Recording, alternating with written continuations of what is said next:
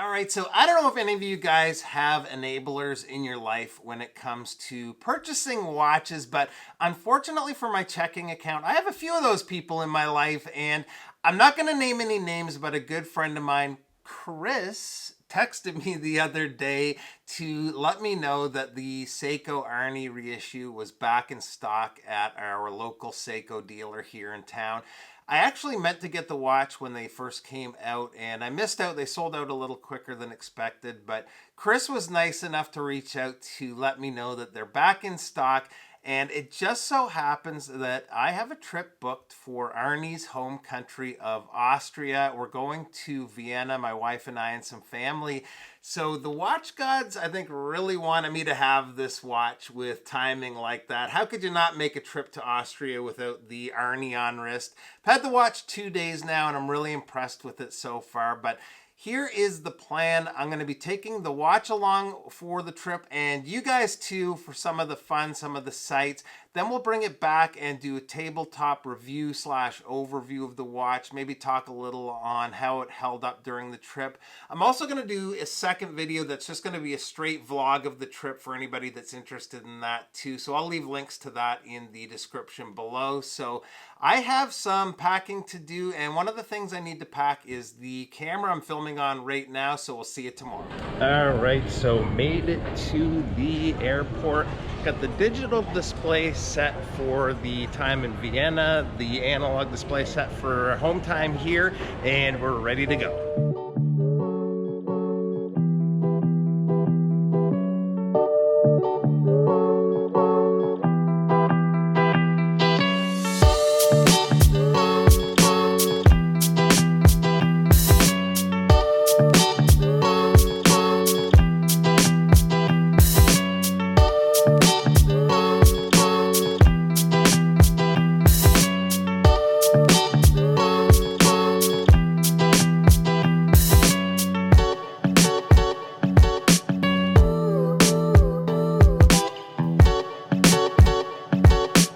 Alright guys, check this out. I'm good right now.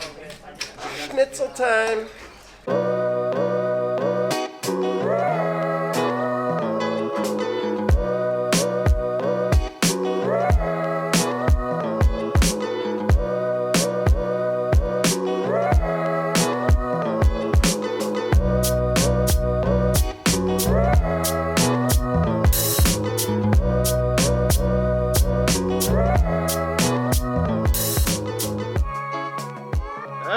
So we are back. Actually been home a few days now. Had an awesome time in Vienna. Such a beautiful city. We also took a side trip to Bratislava that was pretty cool too.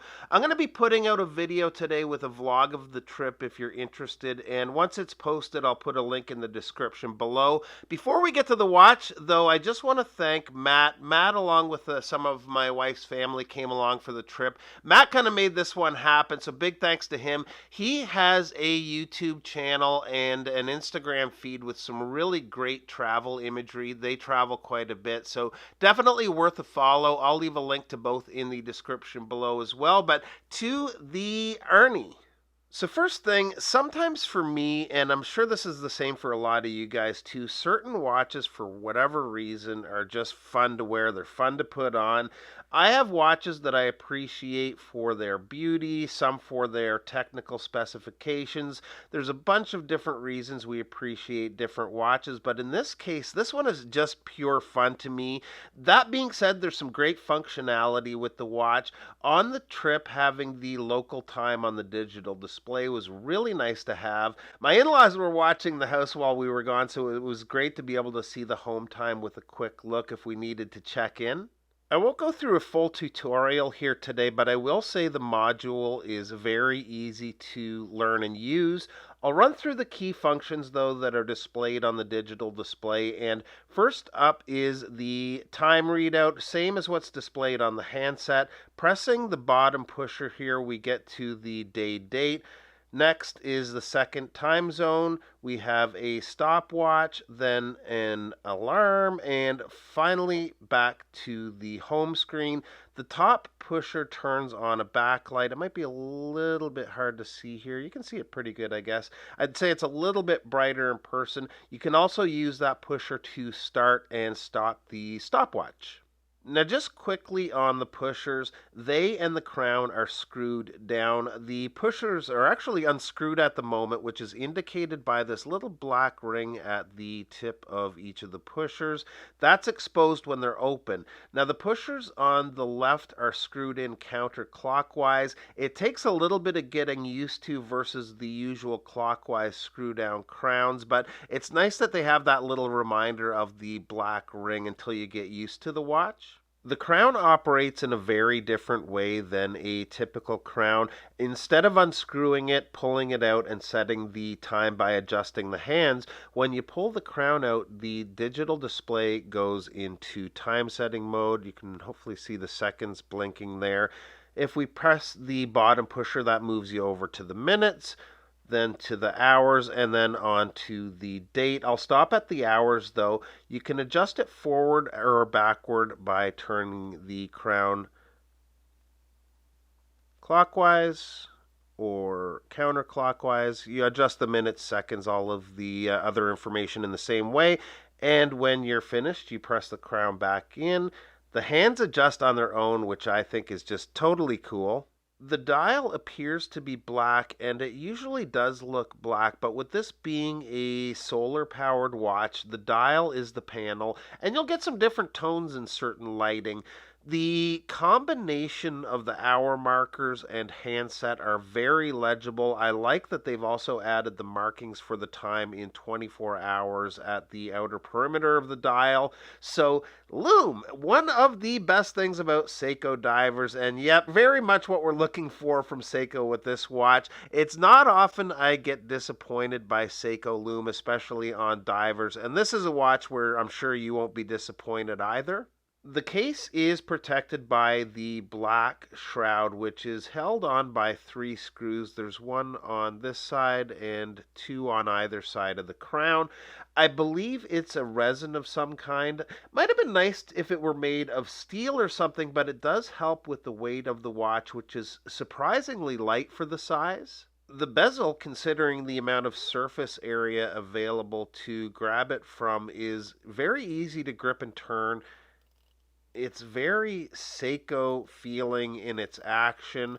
The insert is aluminum, which in this case is a good call considering the original Arnie this is a reissue of.